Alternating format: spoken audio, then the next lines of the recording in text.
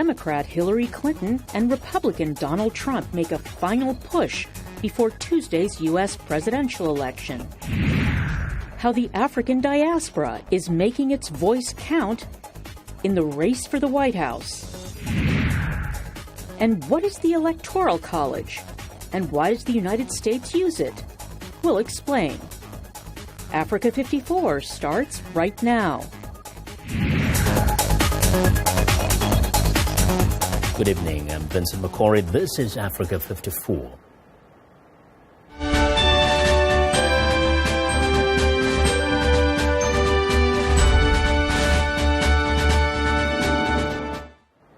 With less than 24 hours before the polls open on Election Day in the United States, the campaigns of Republican Donald Trump and Democrat Hillary Clinton are each expressing confidence and optimism about the outcome of Tuesday's presidential race. VOA's Michael Bowman reports even though the latest polls show Clinton with a modest lead nationally, the contest is likely to be decided by turnout in about a dozen battleground states.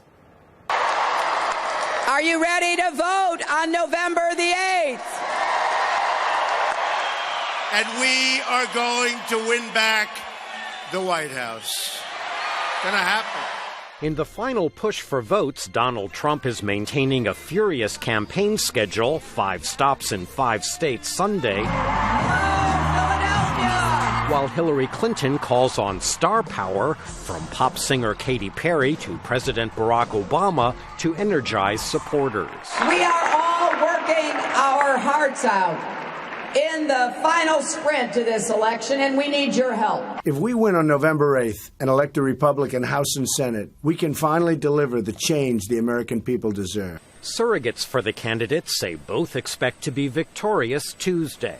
There's no question that over the last week and a half, Donald Trump has had an enormous amount of momentum, so we feel good. We're feeling good, we're closing strong, but we've got a tremendous amount of work to do, and we've got 1 million volunteers across the country who are doing that work for us. Early voting in key states could already be tipping the balance, such as in Nevada, where signs point to a record turnout by Hispanics that could tilt the state to Clinton. Trump, meanwhile, is counting on heavy turnout by working-class white voters in states like Ohio. I love Ohio. I love Ohio. Trump is thought to have a narrower path to victory than Clinton, but Tuesday either could outperform the polls, according to observers. If Clinton were to beat her polls by 3 points, and you see something we might call a borderline landslide, but it goes the other way, and all of a sudden, Trump could very easily win the Electoral College. And in a campaign season full of twists and turns, neither candidate can dismiss the possibility of a last-minute surprise or revelation making headlines as millions head to the polls. Michael Bowman, VOA News, Washington. Well, 22 years ago, Somali-born Ilhan Omar was living in a refugee camp in Kenya. Now she has her sights set on the Minnesota State House of Representatives after a successful primary election campaign that has her positioned to make history in the United States. VOA's Ken Faraba has our report. 33-year-old Ilhan Omar is confident and unapologetic. Being unapologetic about being Muslim, being black, being an immigrant and refugee. She is a newcomer to Minnesota politics and has come a long way since fleeing Somalia as a young girl. The little girl in that refugee camp, 22 years ago, was very much interested in survival in the day-to-day. I don't think she could dream about this grand dream and plan.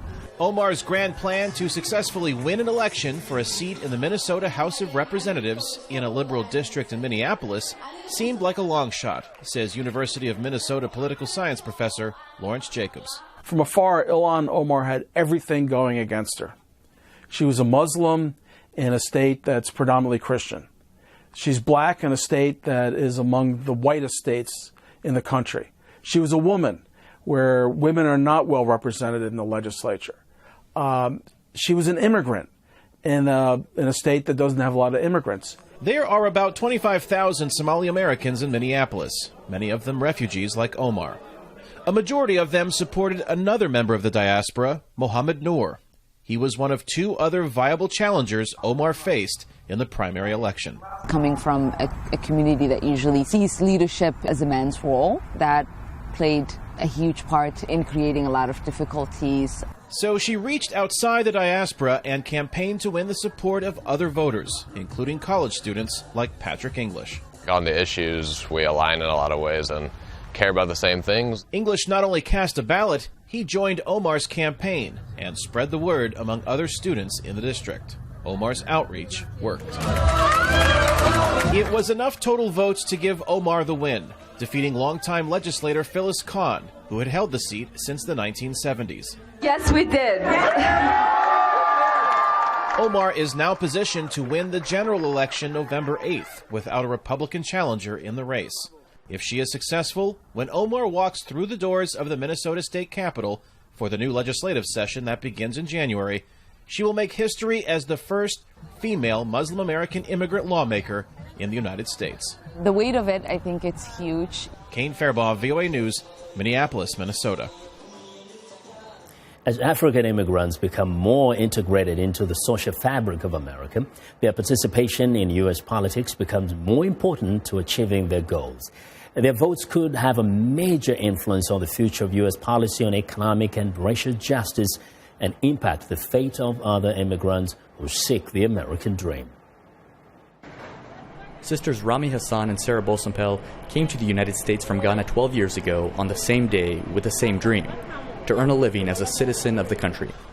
As voters in this year's presidential election, they want a leader who will recognize the economic contributions of immigrants and be a role model for the country's taxpayers. The foreigners are the ones who are doing most of the job here, because we like to work. When you make more money, you pay more tax. When you make less money, you pay less money. And when you're a leader, you need to live as an example. You need to show example. Do what you want us to do. Like Hassan and Bosampel, the nation's nearly 2 million African immigrants hope their top concerns, including immigration reform and racial and economic justice, will be addressed when the next president is sworn in.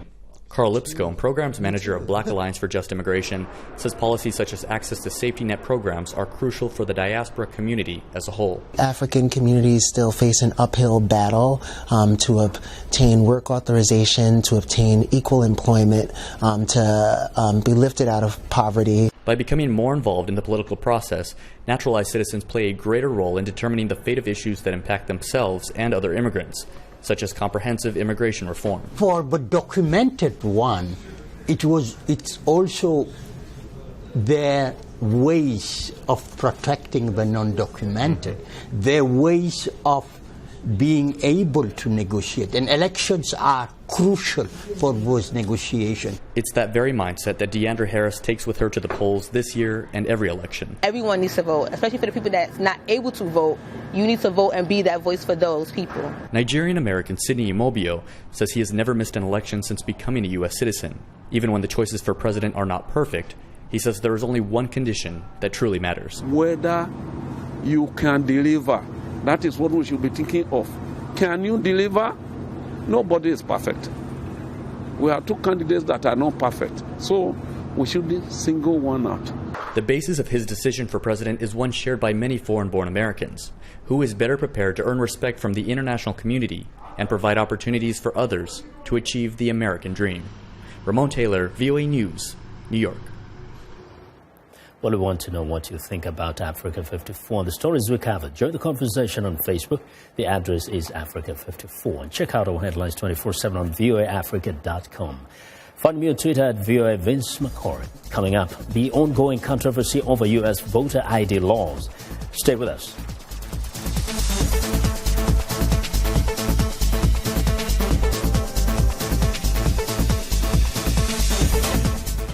I am Sheikh Sali, host and senior editor of VOA's international call-in talk show, Straight Talk Africa. Today, we'll examine the tobacco industry. We pretty much touch on anything that you can think of. Politics, health issues, human rights issues, you name it, we talk about it. The issues that we discuss are pertinent to most people on the African continent.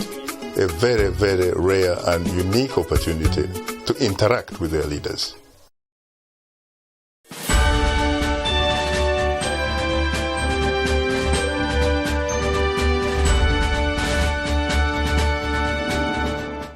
Well, American voters are poised to elect a new president Tuesday, but their choice appears to be largely influenced by the character of the two major candidates rather than issues. Africa 54's Esther Gido spoke to several voters on the streets of the nation's capital, Washington, D.C., and has a report.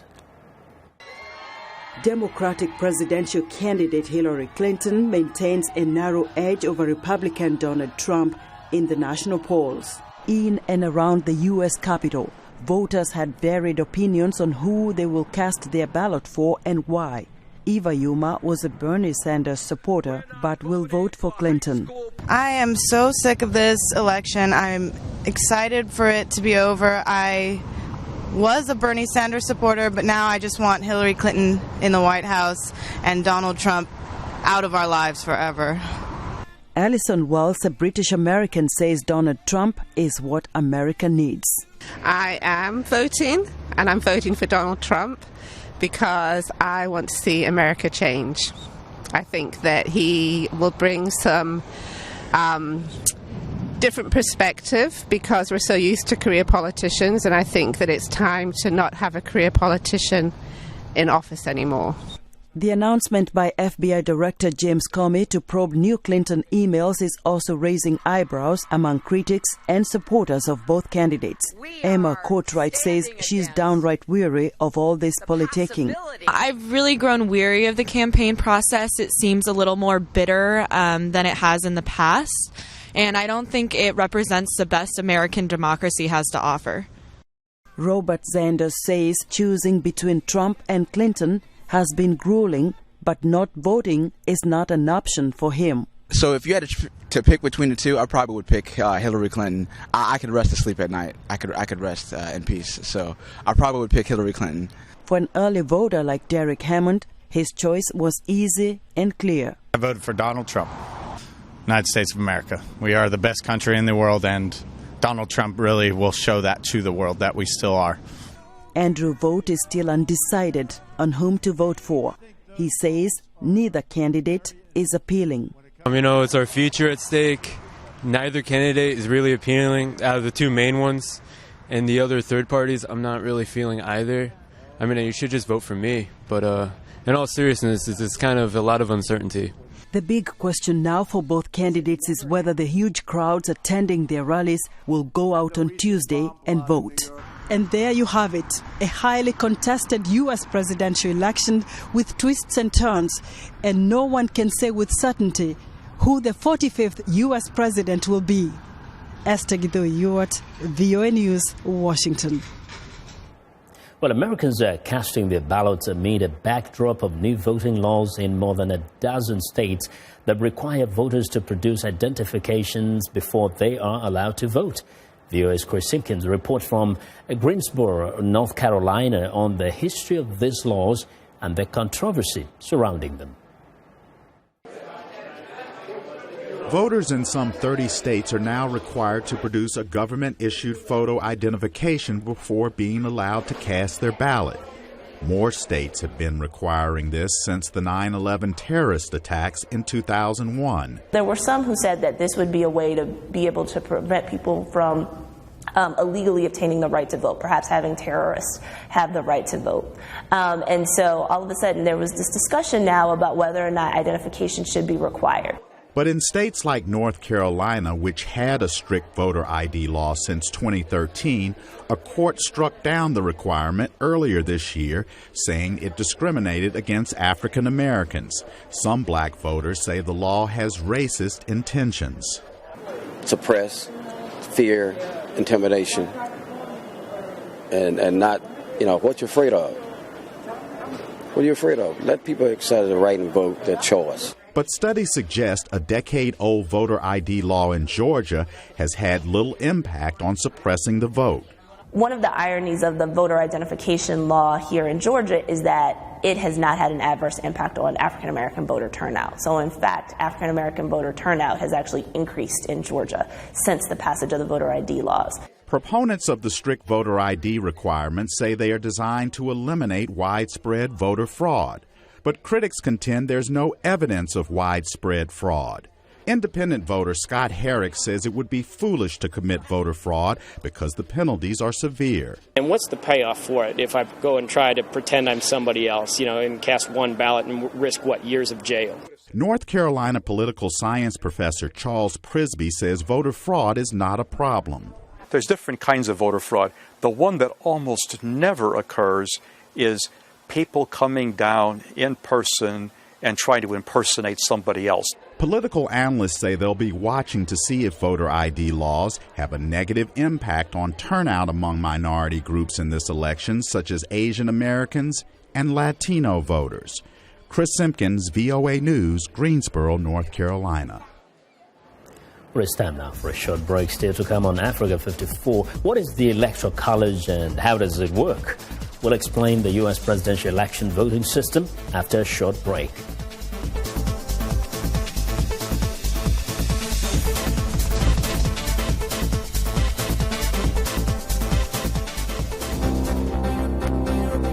If you've just joined us, I'm Mariama Diallo, and here is a quick recap of today's headlines. In Morocco, diplomats from 196 nations meet in Marrakesh to flesh out the planet-saving plan inked in Paris last December. In Mali, Canadian Defense Minister visits Bamako as Canada seeks to re-engage in peacekeeping operations in Africa with the United Nations. In South Africa, opposition politician Julius Malema appears in court to face charges that he incited his supporters to invade land. In Ivory Coast, the Constitutional Court confirms the victory of the Yes campaign after a referendum on a new constitution pushed by President Alassane Ouattara. That's all for today. Thanks for watching. We'll see you next time.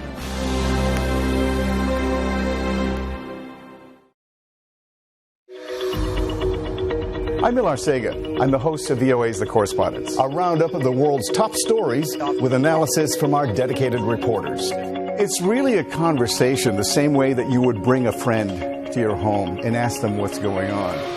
And our correspondents will do that and answer those questions through their own eyes. That appears a false choice in more ways than one. We can't actually put you there, but we can come pretty close. In 30 minutes, we'll show you the world.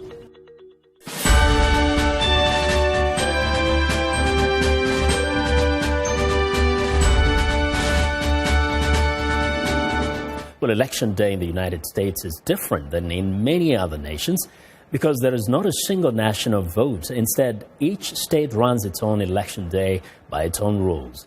And while most Americans are voting on November 8th, the selection of the next president is actually done by a group of individuals making up the Electoral College.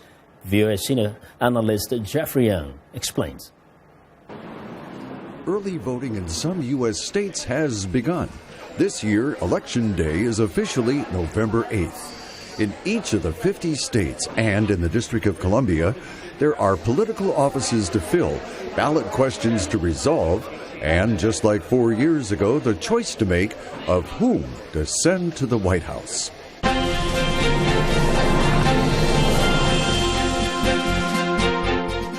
The United States Constitution is filled with rights and protections for citizens, but voting is not necessarily one of them. As Georgetown University professor Mark Rome points out, one would think that the right to vote is just as much an essential right of citizenship as the ability to speak freely or to worship freely, to petition the government and so forth.